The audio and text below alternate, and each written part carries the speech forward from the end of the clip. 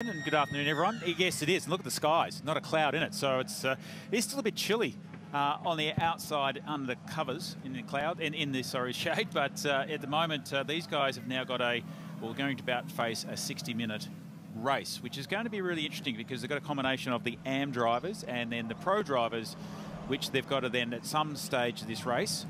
We'll let you know at some point where they actually come into pit lane, do their switch over, and depending on where they've qualified, depending on how long they actually sit stationary in their pit bay. So it's almost a bit of a disadvantage for being a better qualifier. Some carryover penalties for winning or finishing in the top three in your respective categories at the last round over at Mount Panorama. So additional 15 seconds added to the race winner from that to the 87-second mandatory pit stop time the whole field is given for this round. Normally 100 seconds what we have at other events. This purely for the shortness of this track, 2.4 kilometres around. It's going to be a busy race. Unlike what we'd see at other tracks like Bathurst or Phillip Island, traffic is going to play a very big part in this race. Oh, absolutely. And what you also notice if you haven't been following this category, it's a rolling start. So every other category we'll see over the course of the weekend is a stationary start, but the GT series do a rolling start. So off the front row there, you got Liam Talbot and Jeff Emery on pole. And these two are very, very competitive. So it's going to be interesting to run down into turn one. They actually said with a rolling start, you're going to be carrying more speed. So make sure on the cold tyre that you don't overcommit yourself in the braking zone. So just waiting for the roll from the start line here. The time will start counting down from that point. And a 1 hour race. So qualifying held this morning. And the 65 car will start from the front row for both the races here. So Christopher Mee's quick all weekend. He teams up with Jeff Emery. So he's certainly clocking up the frequent flyer points, isn't he, Christopher Mees? But certainly doesn't suffer from the jet lag when he gets to a racetrack. He was so good yesterday during practice and qualifying. No shortage of practice time yesterday, 80 minutes. And most cars covering at least 35 to 38 laps during both those sessions. So if they're not familiar now with this Wanneroo course, they never will be. Very true. And again, it's a tyre life. You're going to be talking about a lot of that over the course of the weekend, about this texture of the bitumen, the surface of this track at Wanneroo. It is a very coarse track. It's probably the most coarse track we go to on the calendar, and it doesn't matter whether you're on the Hoosier tyre, the Pirelli tyre or the Dunlop tyre, it's still a tyre, and you've got to look after it. You've got to manage that tyre over the course of this race. And generally what you normally see in this GT category, when they do their driver change, because you were talking about not penalty, but the amount of time that they do stand stationary in their pit bay, we generally see the other pit crews running around bleeding the tyres back down to tyre pressure. So it's going to be a fascinating see how and who does what over the course of this 60-minute race. Well, after the Mercedes domination at the first round at Bathurst, will we see a balancing of the field here? The Audi's certainly very quick around this Wanneroo Raceway. We look at the grid for this one. Emery and Talbot on the front row. Brad Schumacher and Yasser Shahin on road number 2. Abu Bakr Ibrahim as his brother Prince Jeffrey Ibrahim on the third row. Russ Palakis and Matt Stupas on the row 4 with Michael Kokonos and Tony Bates. Ash Samadi and Justin McMillan. Renee Gracie and Michael Bailey starting on the 7th row. Mike Sheargold and Mark Griffith. So some cars opting to run solo, others running with co-drivers. It's not mandatory to run a co-driver in these shorter 1 hour races. Does that play a big part in a race like this, though? Well, it does, especially when you've got dual drivers in each car, because obviously, you're only as fast as your slowest driver, and that's something that both these guys on the front row here, Jeff Emery and Liam Talbot, you've got to say they've done a lot of miles in other categories, and they're very, very capable of doing some great lap times. One short lap behind the BP Ultimate safety car. So tyres will take a bit to get up to temperature. 1 hour of competition. This is round 2 of Fanatec GT World Challenge Australia, powered by AWS. And how's the start from the Shannon's Insurance Audi? Easily sweeps across to lead the field. We've got cars in the rows of 2. You don't want to be hung out too far, as there's a domino effect in the middle of the field. So Palakis in the Harold Valanti Rosso Motorsports entry. We're stepping out there for a moment. You're riding car with Michael Kokonos, the MC Labour Audi, to make their way up through turn number 4, bringing these Pirelli tyres up to temperature on a nice sunny day here in the West. I've got a little bit of a question mark over that start side. Generally, you've got to be side by side when the light goes out or get the green light. So I'm not sure whether Liam Talbot may have jumped a little early. I'm sure in due time that we'll definitely find that. But anyway, Liam Talbot has bolted. He has got almost a 1.5 second lead already on this opening lap over Jeff Emery. And again, it's about getting that tyre up to temperature. And Liam Talbot seems to have mastered that side of it, especially on these opening laps. Now, don't expect him to hang around here too, because remember, that car is going to have an additional 15 seconds, so he wants to put that lead out as far as he can. Now, you can do all this, and you know this better than me. You can push the car as hard as you like. What if a safety car happens? All that goes out the window. Absolutely. That's something that obviously as race drivers, you can't really think about that or strategise for that side of it. You just got to go out there, and as what Liam's doing is putting down some hot laps really quickly and early. And again, you'll see the difference in the configurations of these cars, the Audi against the Porsche, against the Mercedes, and they're going to have their strengths and weaknesses over the course of this race. So the Mercedes really doesn't suit this track in the sense they like big, open, fast-flowing circuits, although this is a flowing circuit, but it's a very short duration, where the Audi is a mid-engine V10, and then you've got the Porsche right behind with that boxer 6-cylinder behind in the rear of that Porsche. And again, you can see there, Yasser Shahin's really attacking the back of the Audi of Jeff Emery. Jeff Emery running a little bit wide and almost contact. And I was just about to make another point. In these category, in these cars, every part of the aerodynamics that makes up the aerodynamics, whether the little flutes or whether it's the under tray, the front wing, the rear wing, you don't want to knock any part of that off, because that will make a big difference in the handling of the car. So not like a supercar where you'll get away with a bit of rubbing and nudging, but this category you definitely don't. The other key, stay off the curbs. 100%. These cars do not like any air underneath them, so bouncing off a curb or trying to ride a curb, definitely don't like it. It's something that's, again, very mindful of. And see the Porsche, yes, Shahin there just running it a bit wide on the entry to the bowl, turn 6, just trying to get the Porsche stopped. And Jeff Emery now just opening up a little bit of the gap. But again, our timing boards are lighting up. Liam Talbot, fastest again in first and second sector, so he's already done a 56.3 on the previous lap. He's just about to cross the line, and he moves it now to a 55.3, so he's just taken another second out of his time. Jeff Emery a 55.9 and Yasser Shahin a 56.1, so they're getting closer to their qualifying lap times. So Talbot starts another lap here. 3 seconds the margin already. See, pulls away from the field. Emery, Shahin and Schumacher that you're watching right now, the man from Bathurst, who also had 15 seconds added to his 87 seconds in the pits when the window opens up during this race. Just behind, Prince Abu Bakar Ibrahim in 5th position. So the two Johor Motor Racing cars joined at the hip once again. It's down in turn 6. One way to play out in this race, and they'll start catching the field soon. Mark Griffith running the Sol GT4 car back in 16th position. Expect him to appear in Liam Talbot's windscreen very, very soon. Yeah, absolutely. As you mentioned at the start, the traffic's going to play a big part of this race, especially over the 60 minutes. And the two brotherly loves there, sitting in 5th and 6th. Older Jeffrey is in the second of those Mercedes AMG Mercedes GT3. So again, it's a bit of family rivalry, who can beat who. But again, you're going to see a Jamie Whincup and a Richie Stanaway jumping on board those cars a bit later on. Prince Abu did a great job in that second session, I thought, for not seeing this course. Earlier today was a quick-fire 10-minute qualifying session to set the grid for this race, and another one following that this morning. So it'll be a different-looking grid to what you see. Here's another battle pack brewing behind here, the Makita Mercedes AMG behind, Tony Bates behind the wheel. You're in car now with Michael Kokonos, car number 8, running back in 11th position, doing the solo duties, the MC Labour Hire entry of the fleet of cars running out of Melbourne Performance Centre. Yeah, you're just talking about drivers that have never been to this circuit before. You look at it, you think 7 corners, can't be that hard. Be quite an easy little circuit to get your head around, but it's not. Oh, a little bit of an opportunity down the inside of... Oh, luckily the nose of that Audi is very short and almost got chopped off. But it is a technical little track, so 2.4 kilometres of this circuit, but it is a very technical, it disappears very quick, under a minute lap time. So you've got to make sure you maximise every corner and really just got to position the car quite nicely in every part of this to maximise a good lap time. It's a bit spicy for the first 8 minutes of racing. Well, yeah, you always...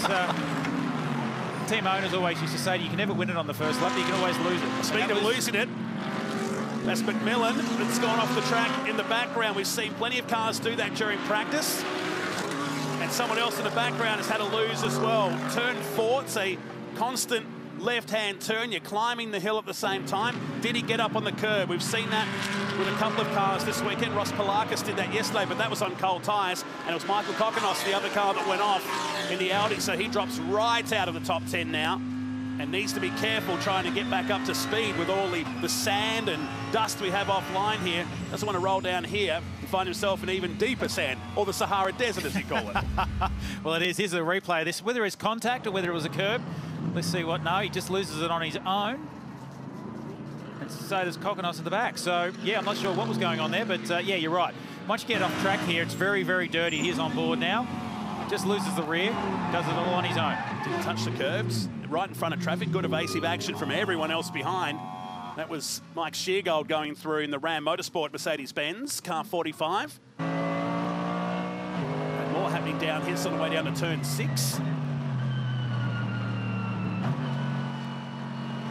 Back to second gear down through the basin.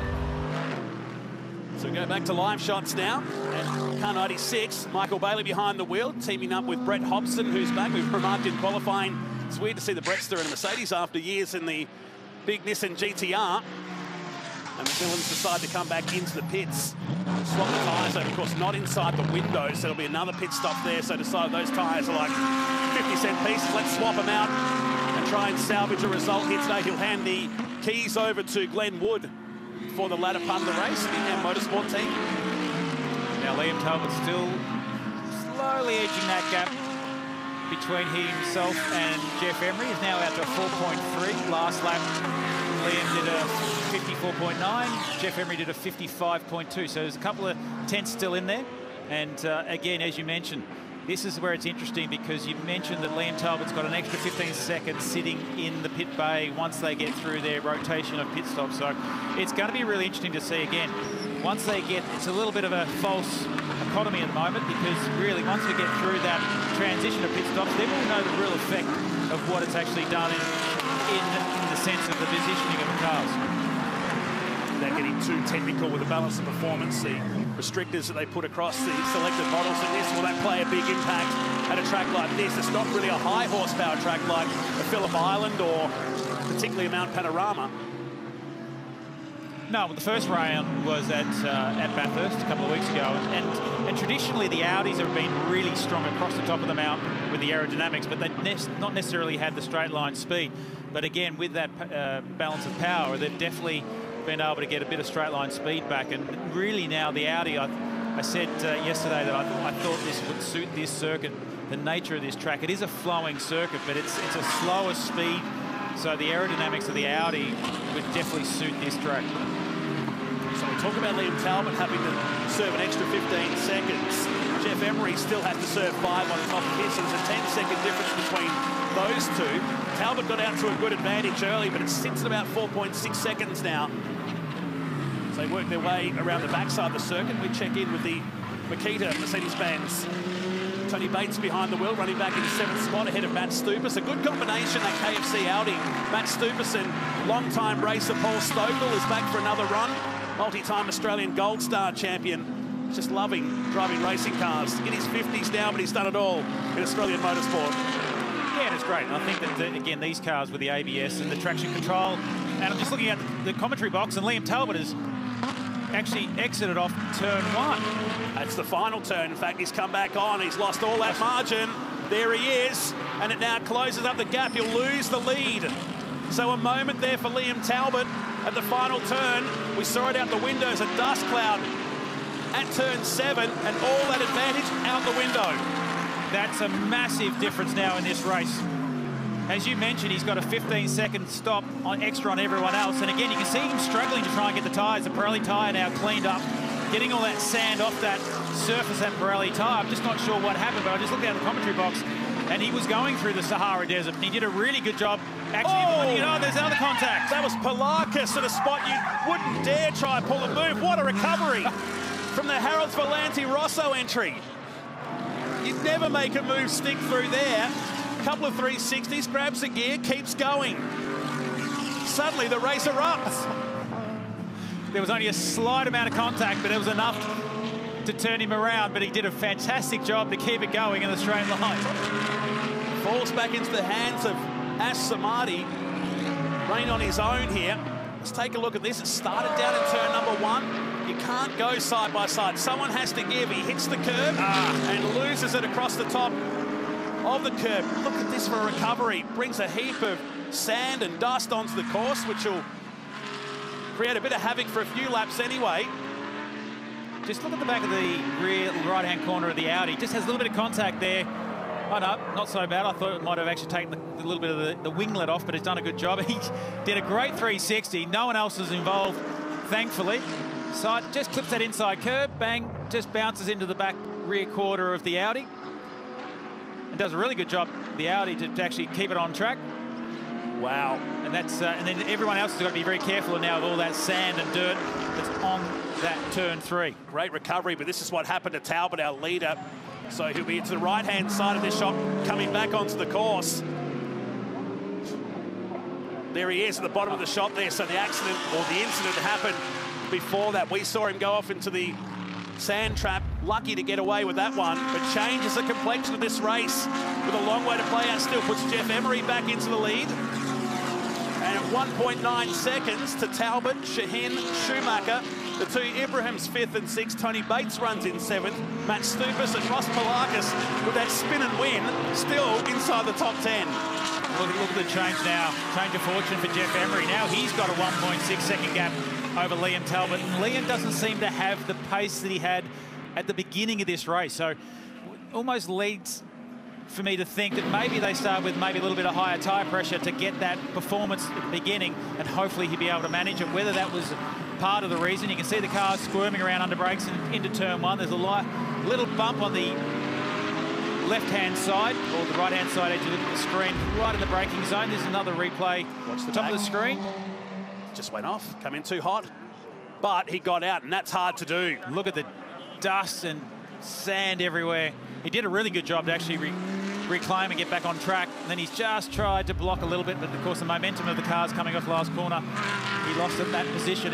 Luckily he only lost 1 position, but you know, at the moment he's still 1.2 seconds behind Jeff Emery. The sea of smiling faces behind for the rest of the field when they saw the Shannon's Insurance Audi come back onto the course here. So Emery to the lead, but the man in the box seat right now is the guy in 3rd position, Yasser Shaheen, the car that finished 1 second off winning the 12-hour at Bathurst this year. He doesn't have to do any penalty time. He's got an 87-second stop when it goes in. Everybody else around him has additional time. Well, at the moment, Yasser Shaheen, he's 1.8 seconds off Jeff Emery, so you're right. Like at the moment, again, this is a bit of a false understanding of where everyone's sitting, because we haven't actually got to that pit stop window. I'm getting ahead of myself, aren't I? Yeah, it all looks really good. Jeff Emery there. Looks like Liam Talbot's back on track again. He's now lapping 2.5 tenths faster than Jeff Emery again. So he's found the speed that he had at the beginning of this race. So he's shaking the dust off and the sand out, and he's back on track. So he's got a bit of work to do to not only catch Jeff Emery, but then get by him. But there's Mark Griffith in the GT4 car. He's just about, well, he's getting swamped by the leaders and just about to get swamped by the Makita Mercedes. Oh, still a bit of contact between, and return serve on the way through from Stupas on Bates. So the KFC Audi has been in one incredible battle, and only 19 minutes into the race. So traffic playing a part already. Griffith in the Soul GT4 car. This was brave. This is turn 4, running up into turn 5. Audi is on the race line, but the Mercedes just didn't quite shut the door fast enough, and yeah, just Stupas there just did a great job managing it. This is back on the leader now with Jeff Emery, and you can see the gap there to Liam Talbot and the Yasser Shaheen. So it's all now starting to settle down a little bit as they exit the bowl, turn 6, and the big run down into the last corner, turn 7. Comes back to your point about Mercedes being longer. Tony Bates hasn't been in this car that often. Oh, dramas now again. Second incident here for Michael Kokonos, the GT Trophy champion from last year, running out of Melbourne Performance Centre. And it's right in front of the leading group of cars as well, so he'll try to find a spot in traffic. Here it is from the in-car at turn 7. Oh, just gets away with it down there. And away he goes. That's the pit entry on the left-hand side. They're not using the supercars pit lane. They'll use the old lane from back in the day. So he's the last car in shot here on the way down, and we'll see contact. Yes. That's the second contact now. Oh, no, he spun on himself the first time, sorry, beg your pardon. But, yeah, there's definitely contact there under brakes into the last corner, doing a nice job getting off track. Is there enough steering damage, perhaps? We'll have to look at the wheel when he comes back out. So in car, it's McMillan. Fair way down the inside there. Whoa, that's actually quite a heavy impact. You're right there. Could have some steering issues with that. So he rejoins the race back in 14th position. A lap down to Mercedes. I think at three wide. Down the short little straight here at Wanneroo Raceway. And right behind them is the leaders. Jeff Emery, Liam Talbot, Yasser Sheehan. So, and then right behind them there is Schumacher. And then these two princes. The young prince has still got bragging rights over his older brother. This is great. Joined the series this year. Now spoke team in the Porsche Carrera Cup Series. Talbot really, after in cruise control for the first 10 minutes of the race, fighting for survival on the Shannon's Insurance entry, the defending GT champion behind, running in third spot. And this is going to be interesting. They're now in traffic, so this is where you either win or lose with this traffic. Jeff Emery's got to be really smart, pick his times to get through the lap traffic. He should be able to get down the inside into turn 6. No, he doesn't. So this is exactly this. Liam Talbot's got now a great opportunity to close that gap, which he has, get a good exit out of turn 6, which he's done, and now get into that slipstream and a great passing opportunity down into the last corner, turn 7. So Jeff Emery's got to get this pass done. Down the inside. Luckily, he finally sees him. Oh, no! Contact between McMillan and Talbot. Enough of a hit, certainly is wounded. The 48 Mercedes. He's dribbling down the straight. There has to be damage. Broken the rear, left rear. And Schumacher has to park. And that's going to bring out a safety car. At the worst possible time. He's just going to get away with this. So well done to Liam Talbot. But you can see the damage in that left rear. Looks like he's broken the steering out, and consequence of the other one side as well. So both cars damaged from that impact. McMillan, who had to pit after a spin, the wheel comes off and his day is done. In race 1 of Fanatec GT World Challenge Australia, pulls up at pit exit. The race stays green as a local yellow, but eyes on the Shannon's Insurance car now, and that could be game, set, and match if he gets the car back to the pits. So the lap car left-hand side, square on contact. That was heavy contact. I don't think he realised that Liam was down the inside. You can see Jeff Emery there just making it work. And then he comes back, McMillan comes back and straight into the side of the Shannon's Audi with Liam Talbot. More damage from the roof cam shot here. Second group, wow. So rear damage at least to the Shannon's car. And you can see the Mercedes limping down the straight. He was so lucky not to beach it down there in Schumacher. Nowhere to go. And he lost the position out of that as well. That puts Ibrahim up into third spot. Oh, man, it was looking so promising. He came out swinging in the early stages of the race. And they'll be lucky to get a result today. Yeah, it's going to be really hard to try and fix that. Especially where we are over in WA. Normally you've sort of got garages backed into the pit lane, but, you know, we've got to relocate everything down into the old pit lane there. So if Liam can get that back, they might be able to rectify it and get it back out there. Well, turn 7's a hot spot, and that's our leader, Emery. Elbows up on Mike Bailey. You've got to feel for these guys. It's a big turnaround. Of course, they work into the night to get these cars, and he's still trying to get back to the pits. Liam Talbot. And as a driver, you're so frustrated because you know there's damage to the car. You want to get back to the pits as quick as you can, but you don't want to enhance that problem by having that rear wheel come off or do any more body damage before he gets out. I can see out in the commentary box, he's just coming into pit entry now, so he's off the track. He's done a really nice job getting that Audi back to the pits. And more internal damage as well. The more it's been vibrating its way down the straight. Shaheen squirms into the final turn. So that settles the race down for a moment with the pit stop window not too far away. Of course, Dunlop Super 2 supporting here this weekend as well. A massive field of cars over here in the West. An air autograph session happening right now just behind the control tower at Wanneroo Raceway. Got to say, a nice crowd here today. And why not? It's beautiful conditions to come out and watch some car racing here today at Bosch Power Tools Perth Super Sprint. They'll be out on the track later on this afternoon. The future stars of the Repco Supercars Championship. What a tight session that was once again earlier today. Zach Best with that pole position, 0.01 of a second. And it actually came from basically a messy lap. He didn't really put all his sectors together. So I think he knows he could have done a much better job. But nevertheless, very important to be on the front row here at Wanneroo. It's a short track, obviously, as we keep saying, 2.4 kilometres. A little bit difficult to pass. You can get passing opportunities, but the tyre degradation is really high. So you really want track position, and where that is being on the front row. That'll be the curtain raiser to race 7 of the Repco Supercars Championship later today on Fox Sports. But still 34 minutes of racing remaining as now we settle into the battle that you'll think will go for the race. Emery, who handed over to Christopher Mies, the German driver, to wrap up the race. Yasser Shahin joined this year by a real standout guy, Garnet Patterson, who's racing from in Porsche Carrera Cup and the EMA Motorsports team with Chris Pippa. So looking forward to seeing Garnet get behind the wheel of that car later in this race. They're 4 seconds ahead of Prince Abu Bakr Ibrahim. Brad Schumacher runs in 4th. Prince Jeffrey Ibrahim runs in 5th spot. Matt Stupas is 6th. Tony Bates, Ross Palakis, Ash Samani, Renee Gracie is the top 10. This is a great battle between these two here.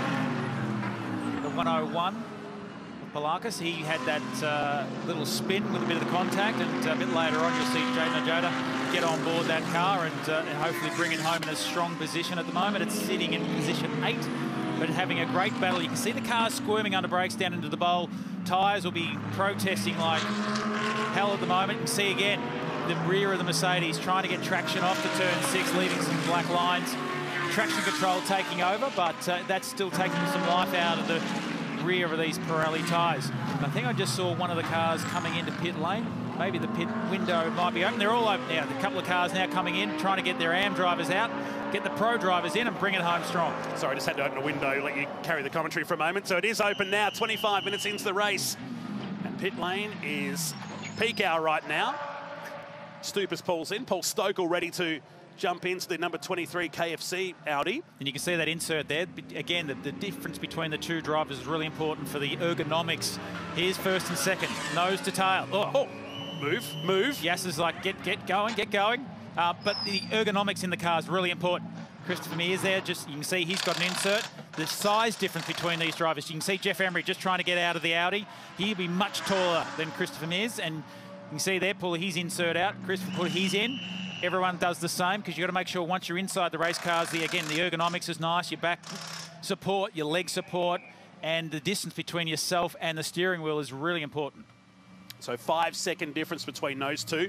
Shahin gets 87 seconds. That's the mandatory pit stop time for the entire field. And of course, he doesn't have any penalties from the previous round, so he should leap out in front of Jeff Emery when Christopher Mies gets into the car. You can see there, as I was saying, that the other pit crew guys are running around doing tyre pressures, bleeding them back down to where their operating window is, and that's something that's really important, especially the closing stages of this race. So Brett Hobson jumps into the car now. And Stokel has bolted into the KFC Audi, so he'll take the car home to the finish line today. He'll start tomorrow's race. Of course, he started today. He finished tomorrow's race. That's the difference between the two. And just going to pull out behind, so that's a change of position in the lane. So Griffo not in the picture. So Stokel, I'm not sure where he's going to feed out with all this, but definitely the Yasser Shahin, Patterson, that Porsche there. I think they will end up being taking over the number 1 spot. And then you got Richie Stanaway. They've done a fantastic job. Looks like Jamie Wincup's come out the front of Christopher Mears, and then Richie Stanaway right behind him. So split them. Let's put Patterson into the 1 car now ahead of these guys. So out comes Garth Walden. He jumps into the Ram Motorsports. Beautiful green and black number 45 Mercedes-Benz of the trap, and Brett Hobson behind. So it'll take a bit to cleanse the field here. There's a bit going on in that pit stop. The KFC car incidentally needed 92 seconds and 97 seconds in that pit stop as well. So keep an eye on where they pop out. It's Palakis in the 101. Car now with Jaden Ojeda behind the wheels. His first run in this car. He was brilliant yesterday during practice. And jumps into the car that Sam Brabham drove with Polakis in the first round. A second car will come online for the next round at Phillip Island. See Brabham back in Australia to contest that round. Brad Schumacher in. No driver change for the Fuchs Kelso electrical Audi, as was the case at Bathurst, his home event a few weeks back. This should be the battle for the effective lead. I think they might be, well, this will be interesting. Once all the timing updates as they circulate around, I think the Porsche will be the take over the #1 spot. But great battle there. You can see at the top of the screen there, Jamie Whincup and Christopher Mears. And Christopher, he's a very fierce competitor. You can see him there, just sticking the nose of the Audi, just trying to distract Jamie Whincup. Jamie knows all these tricks. And now you got the pros in there. You got Jordan Love setting the fastest first sector. So now we're going to see some times tumble as well. But these two, second and third on the road once the pit stops all filter out. But as I mentioned, this is where the interesting things for me is going to be the difference between a Mercedes and an Audi performance over the course of this race, because as I said, the Audi definitely suits this nature and this layout of the track. But Jamie, as I said, he is adapted to the GT cars extremely well. And so this is going to be a great battle to see what happens between these two. Ash Samadi in the pits. He was the leader on the track. 87 seconds for him doing the solo gig this weekend. Well, Performance Centre, don't they put a lot of effort into a range of categories in Australian motorsport? As the leaders get past Renee Gracie down here in the first turn. Second and third, we should say, with Garnett Patterson now behind the wheel of the #1 Porsche. 3 seconds back to this battle that you watch as they climb up through turn 4. Pit window is open with 27 minutes and 40 seconds remaining. The Fanatec GT World Challenge, powered by AWS. Just behind these two, Richie Stanaway. He's done the fastest lap of the race at this point now. The 54, he's lowered it to a 54.5. So Richie Stanaway, he should be coming into screen very shortly. He's a bit further away than I expected, but he's setting the fastest lap of that last lap of this race. So he's definitely on pace to try and close that gap down. But this is where the pros, they'll start the race, tomorrow's race. So it'll be in reverse.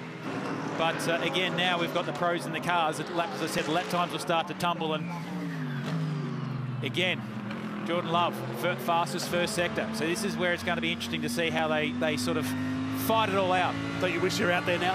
I actually do. I think I like this category because it's all about, the car's in somewhat a little bit easy to drive because of the ABS and the traction control, but like any race car, you've got to maximise all of it and get it all complete and get it down on track. And then on board now, coming out of turn 6, this run over this blind crest, very fast run down. You almost accelerate down here because obviously the descent, and then you've got to go a little bit of an incline as you brake. You can hear all the electronics doing its work, and he comes into the pits. So he's coming in to do his compulsory pit stop. He's the last of them now. So the lap board and timing will now update to the proper way as it is. So Kokonos to the lane, 40 k's an hour is the pit lane speed limit. And the #8 Audi, 87 seconds, he pulls in, the reigning GT Trophy class champion, one of 3 crowns that the Audi team at Melbourne Performance Centre wrapped up in the 2022 series. How's that last lap? Let's look at the timing boards. So you're looking at second and third here, but Patterson, who's leading the race, 55.1. Jamie Whincup, a 55.1. Mears, a 55 dead. So they're almost line astern in their lap times. But this battle between Jamie and Christopher, second and third. You can see again the entry speed of the Audi. It keeps it a tighter line all the way through turn 6. So they've definitely got some speed in that Audi. You just got to find a way around Jamie Whincup. No easy feat. No, again, just sticking the nose out to say to Jamie, here I am. Jamie then does a little bit of a nice manoeuvre across, blocks it. Jamie's got that bad habit of running that curve on the exit of turn 7 there. Again, look at the speed under the brakes. No. He can't do it from the outside. Oh. Yeah, exactly. Mees has got some talent, but we all know turn 1, it is 1 car width wide. at the best of times. Well, you got the difference in experience around it. Jamie knows his track so well. He knows how to position the car. But then Christopher Mears, he knows the Audi so well. And he knows exactly where the strength of that Audi is. So, again, it's very strong under brakes. And look, this battle between these two, Love and Ojeda, still going on. Through turn one. So, Ojeda, who's having his maiden start with the Harold's Valenti Rosso team, described the car as a spaceship yesterday when he got back from the practice session in the afternoon. Had a moment through here which he was lucky to recover from. Wasn't alone in that department. Running there in 6th position ahead of Jordan Love, the West Australian. Having a great day out there in the Makita Mercedes-Benz. Back in 7th, Samadi and Stokel, 8th and 9th on the track. We stay with the 45. Ram Motorsport entry, running the 11th spot. Garth Weldon behind the wheel after Mike Sheargold started the race today. There's that really nicely turned out Porsche GT3 with the number 1, which carries the number 1 because they're the reigning champ of this category. Yasser did a fantastic job in the opening stage of this race and really kept out of trouble. Let the race come to him, and of course with Liam Talbot having his issues and then ultimately getting a bit of a KO with that contact, and handing the car now over to Patterson. And again, just interested to see what these last lap times are. You get a little bit of traffic, but again, not much in it. The 10th or 2 in it. But again, Richie Stanaway, fastest in that last lap. So he's lowered the lap time. He's now down to a 54.4. So Richie Stanaway is really producing some good lap speed out of that Mercedes. But again, this battle, Christopher Mears, he is like a bulldog. There's Richie Stanaway. He is coming out of exiting turn 1. He's a little bit further back. He's got a 9-second gap between himself and the back of Christopher Mears' Audi. So although he's setting fast lap times, he's got a bit of a deficit to make up. He's 13 seconds off the leader, but he's closing it down. He's just brought it all again down to 8 seconds, or 8.5 seconds now between himself and Christopher Mears. That battle going on between Jamie Whincup and Christopher Mears. A little bit of a wiggle coming out of turn 6. The tyres, you've got to remember, have stayed on board this whole way from the start of this race. So they're doing a really good job.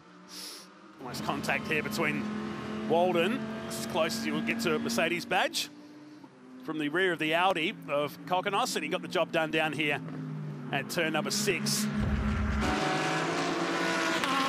Close on the replay anyway. Haven't had a chance to talk much about Richie Stanaway, who's just flying under the radar right now in 4th position.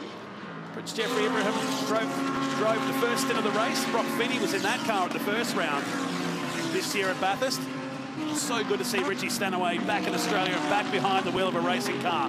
Such experience. And you'll see him this year in the Enduro Series, the Repco Supercars Championship at 888 Race Engineering. They will be a tough combination. Yeah, he and SVG, Shane Van Gisbergen, will be very, very strong when we get to Bathurst. Again, this battle for 2nd and 3rd going on. And right, look at that, top of the screen. So Richie, again, setting the fastest 1st and 2nd sector. He lowered the fastest lap, last lap around to a 54.3. He's just about to cross the line. He goes to now a 54.1. So he's pulling some great speed out of this. And look at the Princes. Dude, that twice. Happy. He flipped the bottle over and it landed back on its base. Tried doing that twice. That's what race drivers do when you're outside a race car. you give away some trade secrets. The Prince is doing a fantastic job, and Jeffrey has spent a lot of time over here, and now his younger brother has come over, and this car is very, very quick. Again, Richie has set the fastest 1st sector. Look at this, lap traffic coming into play. Jamie's going to be smart. He's just going to park the car up the inside of the Audi. Christopher Mears got nowhere to go. He can't make it 3 wide, that's for sure. Down into the braking zone. Just clearing Samadi, Ash Samadi. Now lets the fellow Audi go with Christopher Mears behind the wheel. Look at the background, who's starting to loom larger. It's Richie Stanaway, who sets his fastest lap of the race. And car 888, Brad Schumacher leads the AM class once again as he did at Bathurst. Well, Richie Stanaway's got that gap down between 1st and 2nd. It was a minute ago, a couple laps ago, it was 8.7. It's now 4.4. So he's got still 20 minutes in this race to close that gap down and then be party of 3. And there's no doubt that he's got some good speed. He's carrying some great speed in this late stage of this race. Again, knowing that this Pirelli tyre has started the race, continued all the way through. So again, he's been able to extract some really good speed out of this AMG Mercedes. Now, Whincup needs to hold Mies back. This is going to help the #1 car, you'd think, right now. Oh, absolutely. The gap between first and second is now opened up to 6.7. So this really has helped Patterson definitely open up a good, healthy gap. Brett Hobson making the move on Michael Kokonos. That was a battle for 12th and 13th position. Here it is looking from the MC Labour Audi, car number 8. Short straight to get it done. Hobson using the brakes of the big Mercedes to get the job done down here into turn #1. Now, you heard me laughing before. Watch the water bottle, right-hand side. That's the younger. Here we go. That's the younger of the two. Prince Jeffrey on the left. And look at the smile. They're both happy. So a lot going on in this race as we work our way to the final 19 minutes of the race. Fanatec GT World Challenge, race 1 of the weekend, the second round of 2023. We're heading to the fast-flowing Phillip Island for the next round. We won't see the Johor team at that one. They'll be racing GT World Challenge Asia. Off the track has gone Brett Hobson, dusting the crowd in turn 1, right in front of our leader, with Garnett Patterson behind the wheel. 6.3 seconds, the margin now. Just been updated also. No wonder Christopher Mears has got some good speed. They put some tyres on the working side of that Audi, where as that car #1, the Porsche, and the AMG Mercedes Jamie Whincup, they just bled the tyres down. There's the replay, running too wide. How lucky have the drivers been this weekend? Normally you go into the bunkers here, it's game, set and match. We've had a lot of rain here, I must point out too. Even though it's been sunny the last couple of days, we had a lot of rain during the week.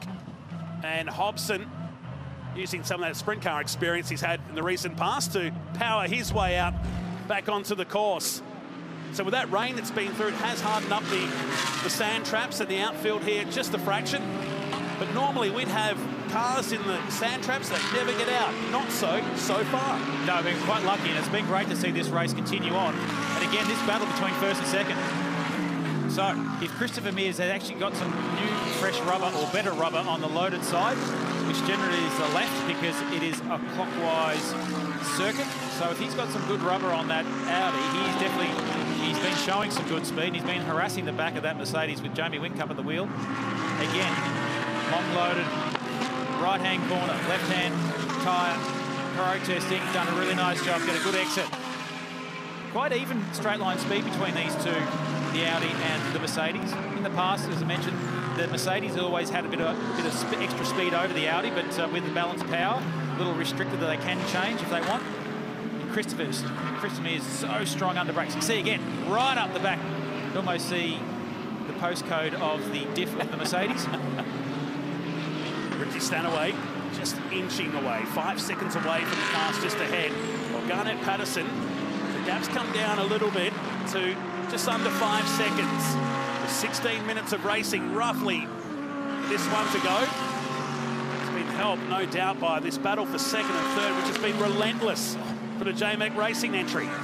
There's Roland Dane looking on board quite intensely. That's his happy face, by the way. Who said he retired? Never get rid of RD, that's for sure. I'm just very interested to see Richie Stanaway in that last, going over turn 5, leaving some big black lines. So he's pushing that Mercedes really hard. And you know, he's got the gap down to 4.6. I think he got caught up in a bit of traffic on that last lap, and that's where it's going to hurt you or advantage you. Lap traffic is going to go either way, so he's got it down to now 4.5. So Richie still on a charge. That last lap, half a second faster than Jamie Whincup, 4/10 faster than Christopher Mears. So he's still lapping. Still predict him to be on the back of these two before the end of this race. Need to worry about Brad Schumacher, who's 19 seconds behind. Right, I'm sorry, 23 seconds behind now as updates at the last sector. So he's trying to stay in touch with Mears, who's trying to get past Jamie Whincup and go after Garnett Patterson. As the clock continues to count down, 3.7 seconds now the margin, first to second.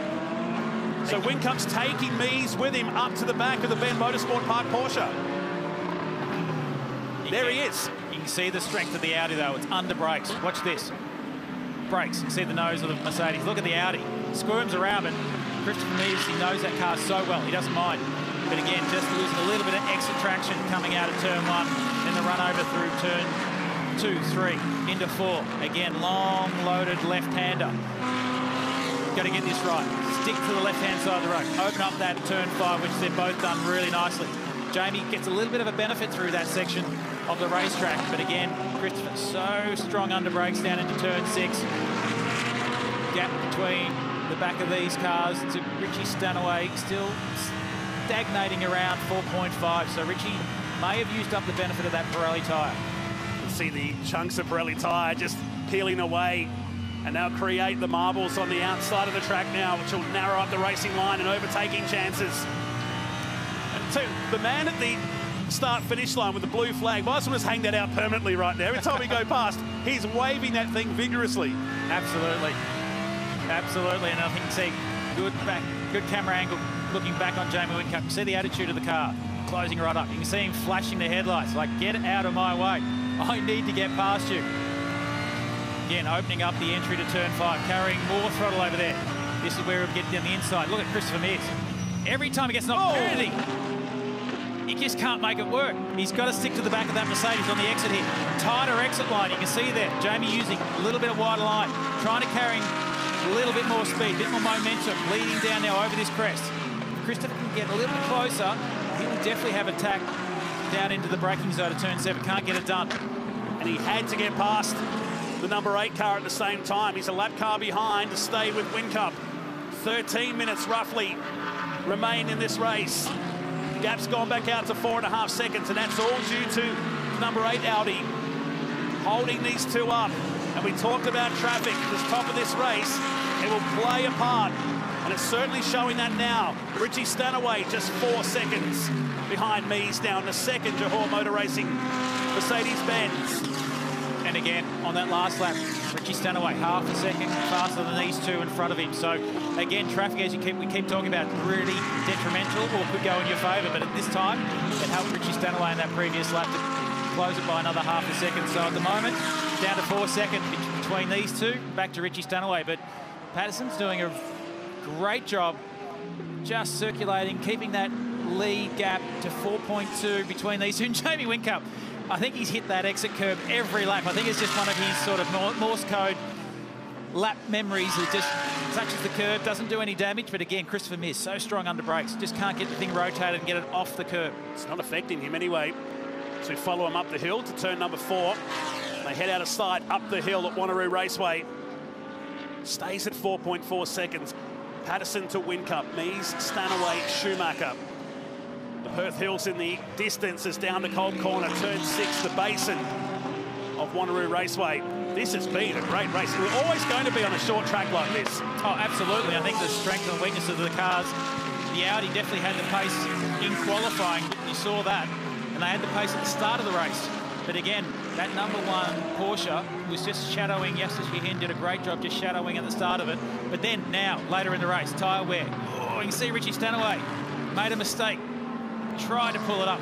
He's extracting every part of that tyre at the late stage of this race. And again, now the Mercedes are sort of coming in their own. Whether they've got better tyre life over the course of this race, they've been able to come back throughout the late stages. Hurt him a little bit in the lap times, dropped him away another second with that mistake at the final turn. Mears just won't let Whincup go. So much experience. He's a 2-time Nürburgring 24-hour winner. He's won the Bathurst 12-hour twice. He won the Australian GT Championship for this team back in 2015. And chasing one of Australia's best, 7-time Supercar champion, Jamie Whincup, on their way down towards turn number 7. Mears, of course, broke the lap record at Bathurst, 1:59, but you went a little bit quicker in an F1 car. Right. I did, but it was a lot of fun. I'll give you that tip. You can see there again, just closing. You can see Richie Stanaway in the foreground there. A bit over 10 minutes, 10.5 minutes to go in this race. Again, Richie Stanaway, 3/10 faster than these two. So he still may, even though he made that mistake a lap before under brakes into the last corner, he still might have an opportunity to at least get to the back of this train, but I don't know if he's got the pace then to pass it. You can see there, Christopher Mears also struggling to find a way past Jamie Whincup. Whincup knows exactly where to position the AMG Mercedes. And the Porsche again. flat 6 in the back of that Porsche, hanging out the back. There you get, oh, nicely done. That's Love. Oh, sorry, Jaden Najada doing a nice job again getting traffic. He's actually now pulled away from Jordan Love. So again, black traffic playing a part in just seesawing that gap between cars. Jaden Najada, as you mentioned, jumping into the AMG Mercedes, saying it felt like it was a car on rails, considering what he's been driving in the sense of a supercar. This team, a team on the rise, aren't they? SRO Motorsport, headed by Chris Papadopoulos, who had a lot of experience with Renault and Lotus in Formula One. The likes of Josh Hunt involved with this team as well. Another car to debut. And Phillip Island with Chris Batsios and Sam Brabham, who tested that car at the Bend in the lead up to this weekend and running in 5th position. Ojeda with Ross Palakis, standout performance. The Stanaway Mies, Whincup and Patterson ahead on the road. The battle been going on for basically halfway through this race. Once these guys got in behind the wheel of the cars, it has not changed. And the gap between first and second has come down a bit, 3.1 now. So you can see Patterson now starting to get a little bit anxious, trying to get past Mark Griffiths, who Mark is very well experienced, gets out of the way. He knew that with that GT4 he doesn't have the pace to go and run with the GT3 cars. So now 3.3 seconds between first and second. Half a second between Jamie and Christopher Mears. So whether Christopher Mears has used up the goodness of that Pirelli tyre, I'm not sure. And it's blown out for Richie Stanaway. It's 4.5 or 4.3 now. So again, traffic playing a big part in these gaps between cars to car. It's the biggest margin we've seen in the last few laps. That's first, second and third heading down to turn number 7. 8 minutes and change remain in this race. Will it stay this way? It erupted. If you just joined our coverage, it started 10 minutes into the race when Liam Talbot bowled a wide at turn 7. It got worse later on. He made contact with McMillan. Both those cars out of this race. And it just changed up the look of it. Pit window allowed the drivers to swap over. Garnett Patterson has done a magnificent job today behind the wheel of the Ben Motorsport Park Porsche. They're on target for their first win. Porsche in Australia since the 2019 Bathurst 12-hour. Turn 6. Jamie's opened up a little bit of a gap, nice bit of a comfortable gap. And I say a comfortable gap, it's only 0.6. But considering the front of that Audi has been Morse coding on the back of the Mercedes most of this race, Jamie has managed to keep that half a second, 0.5. Christopher Mears, but again, Christopher's so strong under brakes. That Audi is really stable, and he knows how to extract the best out of it. He is a factory Audi driver, so as you mentioned, he's done some frequent flyer miles. He's been all over the world driving for Audi globally, and whenever he comes to Australia, he always excites them, because it's great when you get an international driver come across to Australia, because they're, in a sense, the world's best, and when they come to our side of the world, we get an opportunity to rub shoulders and show them how we do and operate it, and Jamie Whincup is exactly doing that right now. The Bathurst 12 hours helped that over the years as well, as that event continues to rise, not only in Australia but across on the world stage too. And with the world pretty much back to normal, we're starting to see the internationals make their way out and vice versa. GT World Challenge Europe and Asia keeping their eyes on what goes on here with the Australian side of things. Mies, 6 minutes still to go. And what Mies is doing right there, he knows he can't pass Jamie, but he's trying to deflect Jamie's view forward and thinking backwards, right in the braking zone. So what tricks the drivers do is either flash their lights or they do that. They weave and duck and weave and try to distract the driver in front. But Jamie's well adversed. He knows exactly what he's trying to do. He knows that he's not in a position to pass. So all Jamie's got to do is focus forward. And focusing forward, he's shut that gap now down to Patterson to 2.5. So that still may not be over yet for a lead of this, or change a lead for the lead in this race.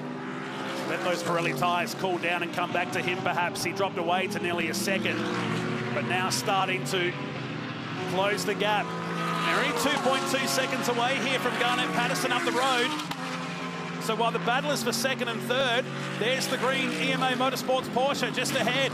And this lap traffic here is maybe only a lap or two away as well. It's going to be fascinating whether the Porsche's got a problem, whether they've burned up their tyres. That last lap, again, 0.3 faster Jamie Whincup was over Patterson, so he's now got that down to 2.2. So definitely you're right. Jamie's dragging Christopher Mears along. So at the moment, second and third are only 2.3 seconds off the lead of this race. So closing stages, this is going to turn into a great battle. Samadi and Garth Walden here on screen. They're battling for position as well, 9th and 10th.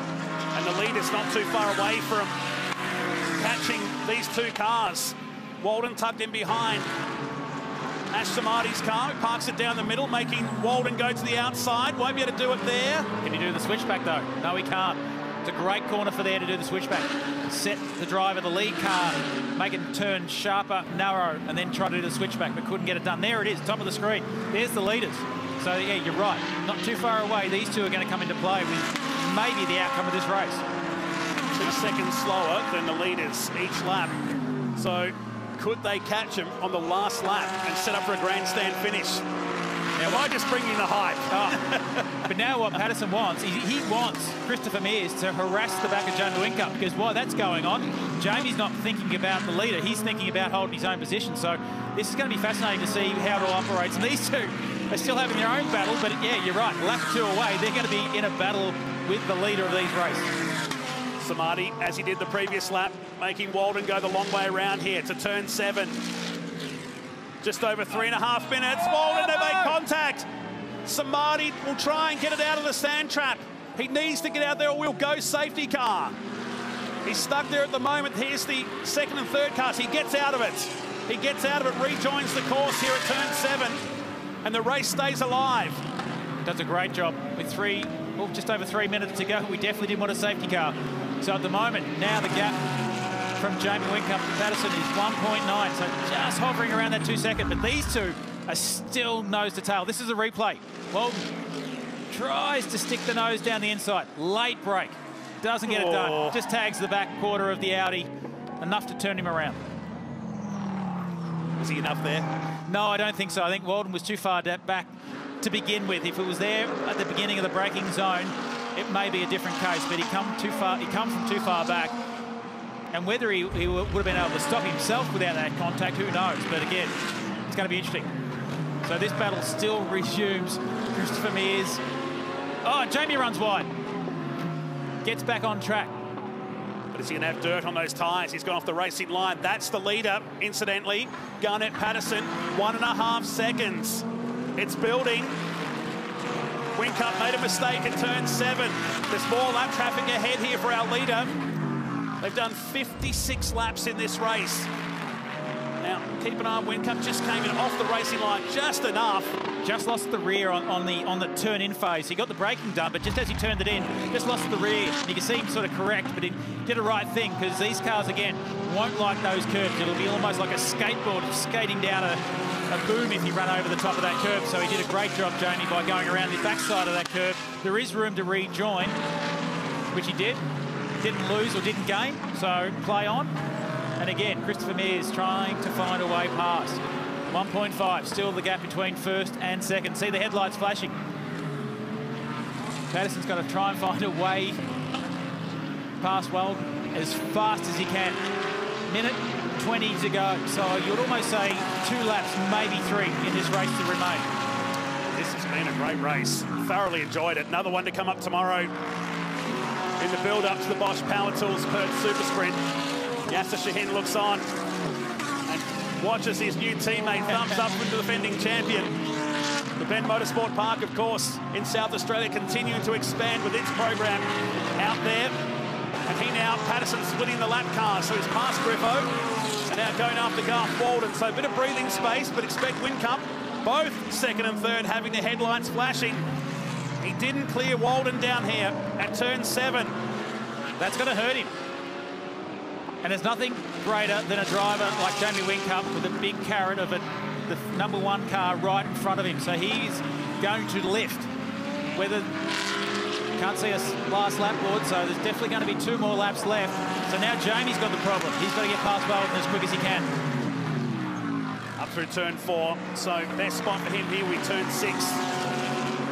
There's your leader. Lap car in between first and second. Christopher Mears has got the scent of second place. They clear Walden? Do they? Walden tucks in, so he splits the two now. And I've got to say, you don't want to be doing that to an international driver like a gentleman like Christopher Mears. They don't play fair over there. They won't like lap traffic. So he's done a great job. He's cleared him. So now he's back on. 1.2, first to second. 0.5, second to third. So this is game on. So there's still at least 2 more laps in this race. So Patterson, enough of a gap, you think, with 1.3 seconds on the final lap. Confirmed now on our screens. Time is running out. Racetrack is running out. Corners are running out. Patterson has done a phenomenal job here. Picked his way through the lap traffic nicely. Porsche haven't won since 2019, but from a GT point of view, it was Sydney 2018 with Liam Talbot. A long time between drinks. Defending champion Yasser Shahin and Garnett Patterson have worked for this one, and they will win race 1 in round 2 of Fanatec GT World Challenge Australia. Fantastic race. Great job. At the beginning of the race, again, Yasser Shahin did a fantastic job by just shadowing the leaders, knowing that they had a shorter pit stop, getting Patterson out there. And again, although I think Patterson may have lost a bit of tyre performance towards the end, he definitely drove a very straight and smart race. Fantastic combination. Second going to Whincup, Mees third in today's one. And the battle for the minor position still on. Brad Schumacher will take home the AM class victory in 7th position, just ahead of Paul Stokel. With Garth Walden 9th, Ash Samadhi in 10th position after that contact down here and turn number 7. Really enjoyed that. You could feel that brewing. The moment Liam Talbot made that mistake at turn 7, it was on from that point. Patterson and Yasser Shahin pick up the win by just over a second. Jamie Whincup home second today with Chris Mees, Richie Stanaway, Ojeda, Jordan Love, Brad Schumacher, Paul Stokel, Garth Walden and Ash Samadhi. Today's top 10, probably up to 7th on the lead lap in this first race of 2. At Wanneroo Raceway, Brett Hobson, Renee Gracie, Michael Kokonos home for 13th with Griffo with the 2 DNFs. The big story of that one, Liam Talbot and the Shannon's Insurance Audi, who was out to 5 seconds. DNF with Justin McMillan also out of today's events. Highlights, race 1 of the second round of Fanatec GT World Challenge here at Wanneroo. It didn't take too long for the battles to develop. We thought our leader was going to disappear into the distance. That would change pretty quickly. This was Michael Kokonos having a lose at the top of turn number 4 in front of the field. It'll be first of a couple of moments for him. This was McMillan going off the track, but worse was to come for the 48 Mercedes. Yeah, absolutely. And this is Liam Talbot doing it all on his own, overshotting the brake marker into turn 7. Luckily getting it on, back on track, but you can see all the dust and dirt coming on. He loses a spot to Jeff Emery, and this is where Jeff Emery then opens up a nice little gap. But again, Yasser Shahin right behind there doing a really nice job. Then there was contact here.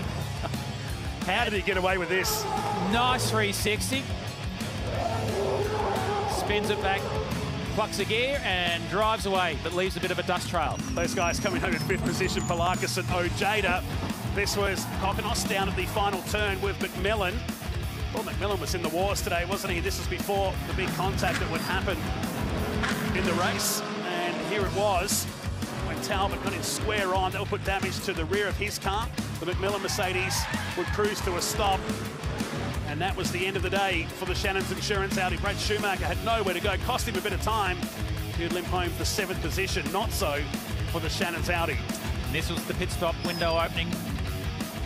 This was Christopher Mears getting in, Patterson getting on, a little bit of smoke coming off the brake dust. He leaves early. He had a shorter pit window. Then there was this. If there was a drag race to pit exit, Jamie Whincup just gets the Mercedes in front of Christopher Mears, and then it was a battle the whole way to the end, to the checkered flag. Garnett Patterson took over from Yasser Shahin and took victory. Porsche's first one since 2019. To the delight of the EMA Motorsport team. Just 1 second up the road from Whincup and Christopher Mears in race 1. Another one to come tomorrow here in round 2 of the Fanatec GT World Challenge, powered by AWS.